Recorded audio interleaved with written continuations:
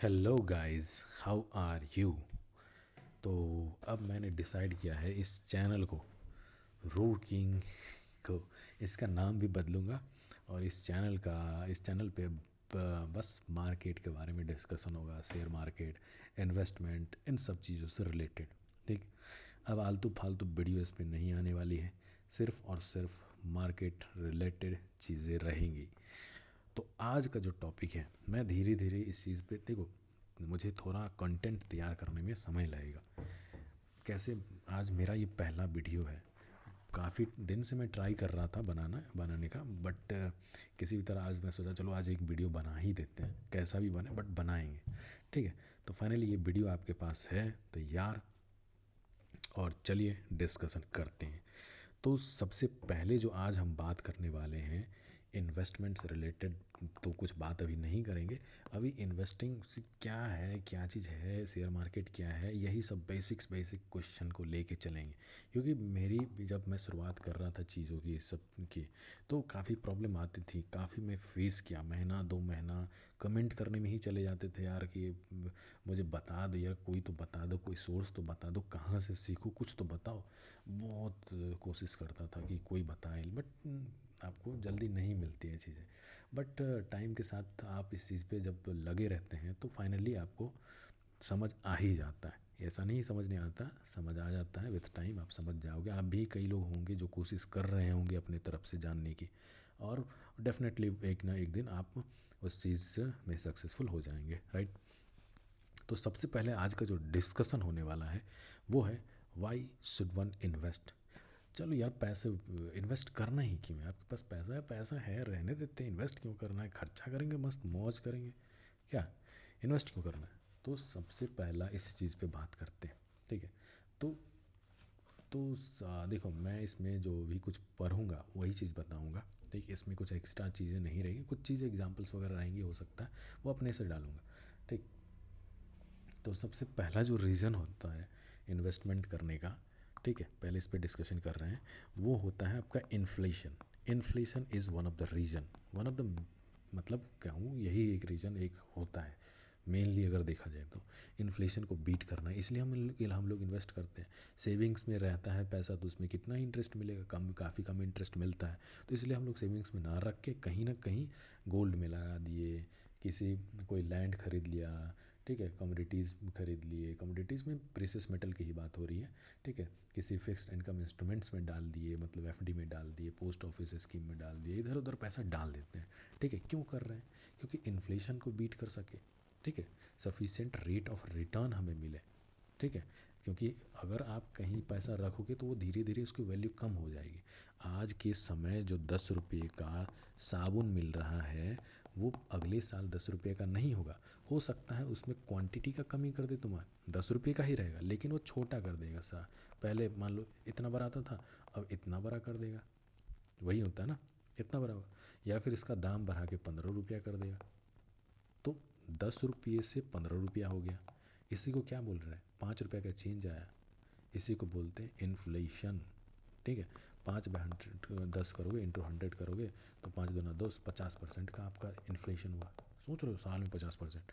तो वही इन्फ्लेशन को बीट करने के लिए हम लोग इन्वेस्ट करते हैं। ये 50% इन्फ्लेशन है। रिटर्न कितना मिलता है? 8, 9, 10, 11, 12, यही सब रिटर्न रहता है। ठीक है। तो ये एक सुपरफिशियल एग्जांपल ऐसे ही मतलब बना दिया। तो एक इस चीज़ को समझो, एक इन्फ्लेशन को बीट करने के लिए हम लोग इन्वेस्ट करते हैं। ठीक।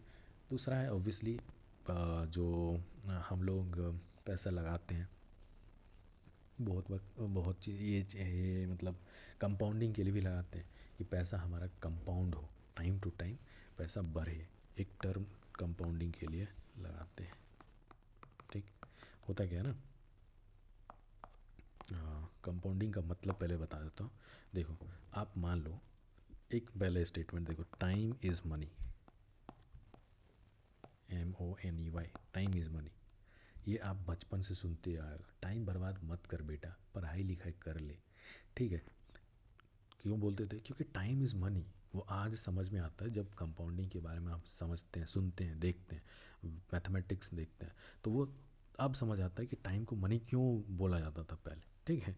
Time is money. देखो, बताता हूँ कैसे। जैसे मान लो आज तुमने 1 लाख कहीं इन्वेस्ट किए, 2 लाख किसी टाइम बाद हुआ, 3 हुआ, 4 हुआ, 5 हुआ, 6 हुआ। अब 1 लाख से 2 लाख में, 2 लाख जाने में जो हमें समय लगा वो 5 साल लग गए। अब इस 2 लाख से 3 लाख जाने में 4 साल लग रहे हैं। अब वही 3 लाख से 4 साल, 4 लाख जाने में 3 साल लग रहे हैं, 4 से 5 जाने में 2 साल, 5 से 6 जाने में 1 साल। अब देखो ये 1 लाख बनने में, यहाँ से 1 से 2 लाख, 1 लाख बनने में कितने टाइम लग गए? 5 साल लग गए। और वही अब 1 लाख बनने में कितने टाइम लग रहा है? 1 साल। क्यों? क्योंकि आपने लॉन्ग टर्म के लिए पैसा डाल के रखा था। अब सोच के देखो ये कितने साल बाद ऐसा हुआ। 5 4 9, 9 3, 9 2 11 12, 12 2 14, 1 15 साल बाद इस तरह से आपको रिटर्न मिल रहा है। उसी को कंपाउंडिंग बोलते हैं। ये ऐसे ही कोई एग्जांपल है, ठीक है। इसको मान मत लेना कि ऐसा ही होता है, उसके लिए आपको कैलकुलेशन करना पड़ेगा। रिटर्न्स की 12% है, कितने टाइम के लिए डाल रहे हो तो उसके लिए अलग आएगा, अलग रिटर्न आएगा।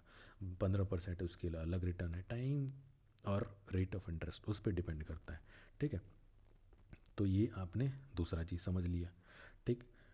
तो अब तीसरा चीज़ ऐसी नॉर्मली चीज़ें हैं उसी से रिलेटेड ही है। फाइनेंशियल फ्रीडम किसी को गेन करना है, भाई मुझे बहुत पैसा चाहिए, इतना पैसा चाहिए कि जॉब वॉब सब छोड़ के अपना बस धंधा कोई शुरू कर दूँ, इतना पैसा हो जाए, ठीक है।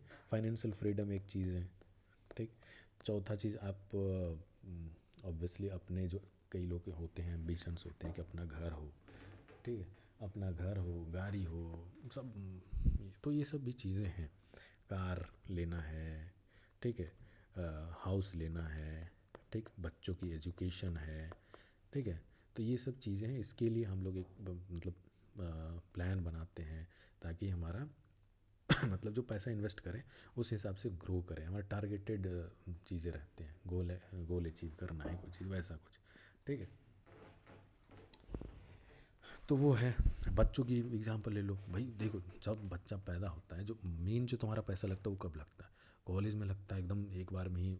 कॉलेज का फीस है 1.5 लाख 2 लाख, आज के समय तो वैसा है, ठीक है। लेकिन विथ टाइम अगर सोच रहे हो 50 10 साल, 10 साल क्या मतलब, अगर मान लो आज मेरी शादी हो गई तो मान लो 2 3 साल बाद बच्चा होगा, फिर और 20 साल और लगा लो, तो उसमें कितना महंगा होगा, सोच रहे हो? तो उस चीज़ को के लिए भी आपको अभी से सोच के चलना पड़ेगा, ठीक है। You have to be cautious, ठीक है। तो वो चीज़ है, क्योंकि देखो बच्चा जब पैदा होगा उसके बाद आपको धीरे धीरे कुछ कुछ पैसे लगते रहेंगे, लेकिन जो मेजर पैसा लगेगा कॉलेज में आपको अच्छी फ़ीस देनी पड़ेगी, ठीक है। तो उसके बीच का टाइम लगभग 18 से 20 साल आपके होंगे, ठीक है। तो उस इतने टाइम में आपको पैसा ग्रो करने के लिए काफ़ी टाइम मिल जा रहा है, तो इसलिए इस बीच आप इन्वेस्ट करो।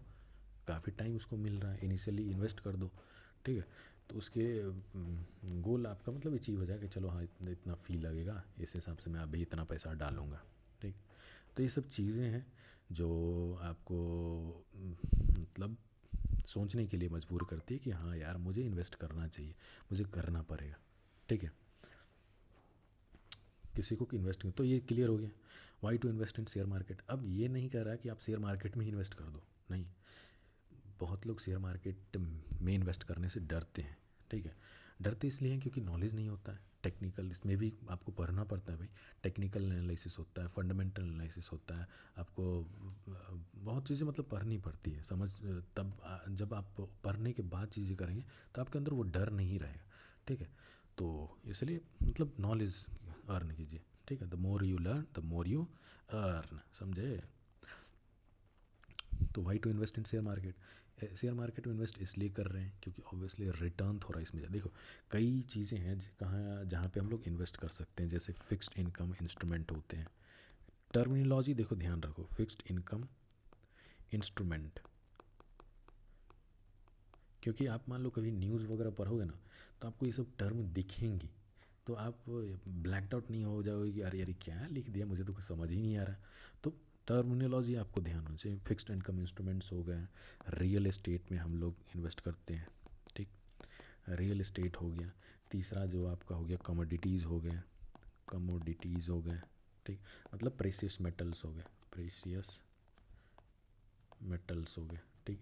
ठीक, आज के समय जो बिटकॉइन है, बिटकॉइन भी आप कंसिडर कर सकते हैं, मतलब जानने दे, जो कुछ भी नई चीज़ें आ रही है वो आपको समझना पड़ेगा, नॉलेज होनी चाहिए उस चीज़ की। भले आप इन्वेस्ट करें ना कर रहे हैं वो बात अलग है, बट आपके पास नॉलेज होनी चाहिए।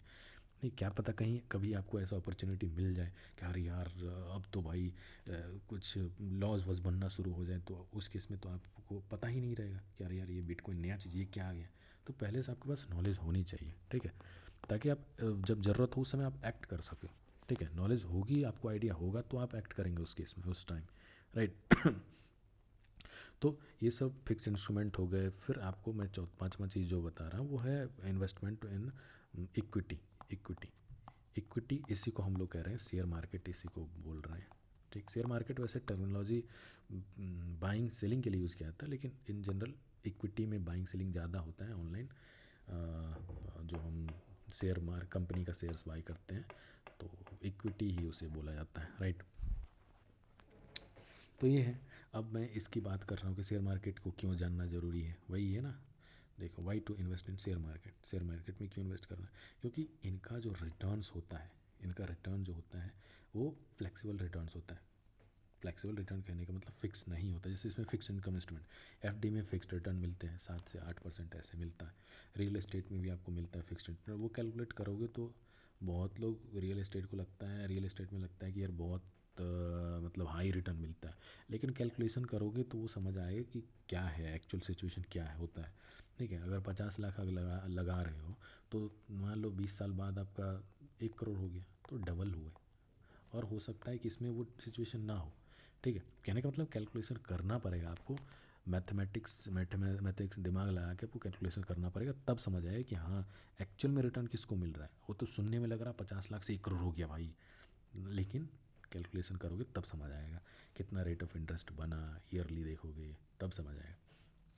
कमोडिटीज़ है, अभी रिटर्न अच्छा चल रहा है कमोडिटीज़ का, अभी 2 दिन में मार्केट गिरा है 20% 30% के आसपास, गोल्ड हो गया, सिल्वर हो गया, तो वो भी है, वो भी तो आपको समझना पड़ेगा, जानना पड़ेगा। बिटकॉइन का अभी मार्केट गिरा हुआ है, ठीक, इक्विटी अभी गिरा था बट धीरे धीरे अब ऊपर जा रहा है। ठीक है, तो शेयर मार्केट में इसलिए इन्वेस्ट करना है क्योंकि इसमें रिटर्न्स अच्छे मिलते हैं। ठीक है, रिटर्न्स अच्छे मिलते हैं, आपके पास कई सारे ऑप्शंस होते हैं रिस्क के हिसाब से, जैसे आप large cap, mid cap, small cap उस कंपनीज़ में इन्वेस्ट कर सकते हैं, इस तरह का होता है।